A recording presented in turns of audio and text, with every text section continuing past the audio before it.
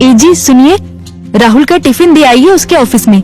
राहुल की माँ बोली, क्या राहुल आज साथ में टिफिन लेकर नहीं गया? आज उसके ऑफिस में मीटिंग थी बॉस के साथ सवेरे सवेरे, इसलिए बिना टिफिन के ही वो चला गया। ठीक है, मैं दे आता हूँ। राहुल के पिता तैयार होने के लिए कमरे में चले गए। एक दिन पहले, माँ, मेरे दोस्त के पिताजी भी टीचर थे। उन्होंने देखो कैसे आलीशान बंगला खरीदा है। नहीं तो मेरे पापा, हम आज भी इस किराए के मकान में रहते हैं। राहुल गुस्से से बोला। राहुल, तुम्हें पता नहीं शायद, पर तुम्हारे पापा घर में सबसे बड़े थे, इसलिए 2 बहन और 2 भाइयों की शादी उन्हें ही करनी थी, और साथ में तुम्हारी पढ़ाई का खर्चा, और तुम्हारी बड़ी बहन की शादी भी तो थी। किसने किया ये सब? क्या फायदा इन सब का? उनके भाई बहन अब बंगले में रहते हैं। कभी उन्होंने सोचा है कि अपना भाई किराए के मकान में रहता है तो उसके लिए एक छोटा सा घर खरीद के दे दे? ये सुनकर माँ की आंखों में आंसू आ गए। उन्हें समझ नहीं आ रहा था कि जन्म दिया बेटा अपने बाप के बारे में ऐसी बातें कर रहा है। फिर माँ बोली, तुम्हारे पिता ने अपना कर्तव्य निभाया, अपने भाई बहनों से कभी किसी चीज की उम्मीद नहीं की। राहुल पागलों जैसा बोल रहा था। अच्छा वो ठीक है, पर पिताजी लड़कों की ट्यूशन लेते थे। उनसे अगर फीस लेते तो आज पिताजी पैसों की गद्दी पर सोते। आजकल के क्लास वाले देखो कैसे इंपोर्टेड गाड़ियों में घूमते हैं। लेकिन तुम्हारे पिता के कुछ उसूल थे, ज्ञान बांटने के, पैसे नहीं लेने के, इसलिए तो उन्हें ढेर सारे पुरस्कार भी मिले। पता भी है तुम्हें? ये सुनते ही राहुल जोर से चिल्लाया, क्या फायदा इन पुरस्कारों का? क्या उनसे हमारा मकान बनेगा? पड़े हैं धूल खाते उस कबाड़ खाने में, कोई नहीं पूछता है उनको। तभी दरवाजे की बेल बजती है। पिताजी ने अपनी बातें तो सुन नहीं ली ना। इस डर से राहुल का चेहरा उतर गया, लेकिन पिताजी किसी से बात किए बिना ही अपने कमरे में चले गए। ये था कल का झगड़ा। और आज मोहनलाल ने साइकिल को टिफिन लगाया और कड़ी धूप में राहुल के ऑफिस पहुंच गए। कड़ी धूप होने के कारण वो थक गए थे। ऑफिस पहुंचने पर उनको सिक्योरिटी गार्ड ने रोका। राहुल सर को टिफिन देना था, क्या मैं अंदर जा सकता हूं? मोहनलाल ने पूछा। अभी नहीं दे सकते, वो बॉस के साथ मीटिंग में है। जब मीटिंग खत्म होगी तब दे देना। चलो यहां से हटो, बॉस तुम्हें देखना नहीं चाहिए। अगर बॉस को दिख गए तो मेरी हालत खराब हो जाएगी। चलो जाओ उधर, गार्ड बोला। मोहनलाल कुछ ही दूरी पर धूप में खड़े रहे। मीटिंग 1 घंटे से ऊपर तक चली। उनके पैर में दर्द होने लगा। तभी ऑफिस के केबिन का दरवाजा खुलने की आवाज आई। बॉस के पीछे पीछे राहुल भी आया। धूप में खड़े हुए पिताजी को देखकर वो मचलाया। चलते चलते बॉस की नजर मोहनलाल पर पड़ गई। गाड़ी में बैठने की बजाय वो वहीं खड़े रहे। वो सामने धूप में कौन खड़ा है? उन्होंने गार्ड से पूछा। अपने राहुल साहब के पिता हैं, टिफिन देने आए थे। गार्ड डरते हुए बोला। बुलाओ उन्हें। राहुल घबरा गया, उसके पसीने छूट गए। उसे अपने पिता पर बहुत गुस्सा आया। गार्ड के बुलावे पर मोहनलाल अंदर आए।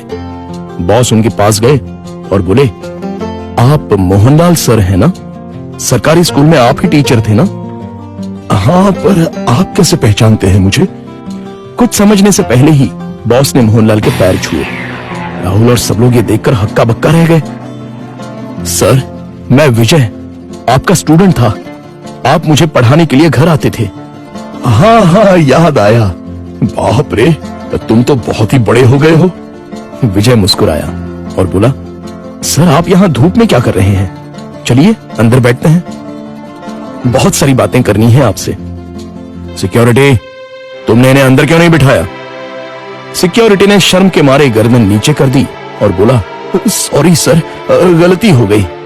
इस पर मोहनलाल बोले, इसमें इसकी कोई गलती नहीं है, आपको डिस्टर्ब ना हो इसलिए मैं ही बाहर खड़ा हुआ था।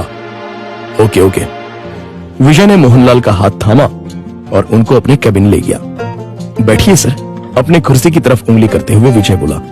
नहीं, ये कुर्सी तो तुम्हारी है। मोहनलाल हिचकिचाहट से बोले, सर आपकी वजह से ही तो ये कुर्सी मुझे मिली है, इसलिए इस पर सबसे पहले आपका हक बनता है। विजय ने जबरदस्ती मोहनलाल को अपनी कुर्सी पर बिठाया। शायद आपको पता नहीं, लेकिन अगर सर नहीं होते तो आज ये कंपनी नहीं होती और मैं अपने पिता के साथ उनकी दुकान में बैठा रहता। विजय ने अपने साथियों से कहा। राहुल और मैनेजर आश्चर्य से देखते ही रह गए। स्कूल के टाइम मैं एक एवरेज स्टूडेंट था, मुझे पढ़ाई में दिलचस्पी नहीं थी। मार्क्स कमा रहे थे, इसलिए मेरी माँ मुझे सर के पास उनके घर ले गई और ट्यूशन लेने के लिए कहा। पर सर के घर पर जगह नहीं थी, इसलिए वो हमारे घर आकर मुझे पढ़ाने लगे। लेकिन सर ने कभी फीस नहीं ली। सर के पढ़ाने के तरीके से फिर धीरे धीरे मुझे पढ़ाई में रुचि आने लगी और मैंने 10वीं में दूसरा नंबर लाया। ये देखकर तो मैं हवा में उड़ने लगा। My goodness! पर सर ने कभी आपसे फीस नहीं ली? मैनेजर ने पूछा। मैं मां के साथ मिठाई लेके सर के घर गया। मां ने 50,000 का चेक सर को दिया, लेकिन उन्होंने वो नहीं लिया। तब सर ने एक बात कही थी जो आज भी मुझे याद है। सर ने कहा था, मैंने कुछ नहीं किया, आपका बेटा ही होशियार था। मैंने सिर्फ उसे रास्ता दिखाया है और मैं ज्ञान बेचता नहीं हूं, दान करता हूं।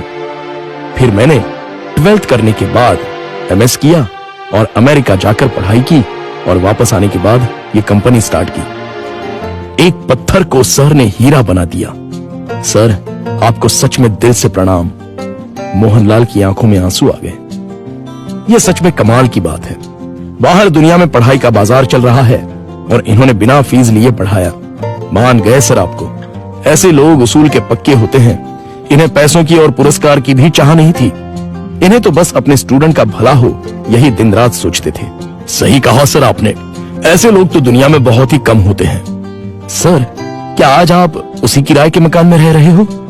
मोहनलाल की जगह राहुल ने ही जवाब दिया। हाँ सर, उसी किराए के मकान में रहते हैं। आज मैं अपने सर को गुरु दक्षिणा दूंगा। इस शहर में मेरे कुछ फ्लैट्स हैं, उसमें से एक फ्लैट मैं आपके नाम कर रहा हूं। विजय ने कहा। क्या? मोहनलाल और राहुल एक ही साथ बोले। इतनी बड़ी गुरु दक्षिणा मुझे नहीं चाहिए। मोहनलाल बोले, सर प्लीज ना मत कहिए। काम के चक्कर में मैं अपनी गुरु दक्षिणा देना भूल गया था। बहुत बहुत शुक्रिया सर। शुक्रिया मुझे नहीं, अपने पिता को कहो और मुझसे एक वादा करो कि तुम अपने पिता के अंतिम सांस तक उनके साथ रहोगे। हाँ सर, मैं वादा करता हूं। राहुल इमोशनल हो गया और उसकी आंखों से आंसू आ गए। तो दोस्तों, आपसे गुजारिश है कि कभी भी अपने पिता से यह मत पूछिए कि उन्होंने आपके लिए क्या किया और क्या कमाया है। जो कुछ कमाना है वो अपने दम पे कमाओ। उन्होंने हमें जो पढ़ाई और संस्कार दिए हैं वही आपको कमाने में मदद करेंगे। धन्यवाद।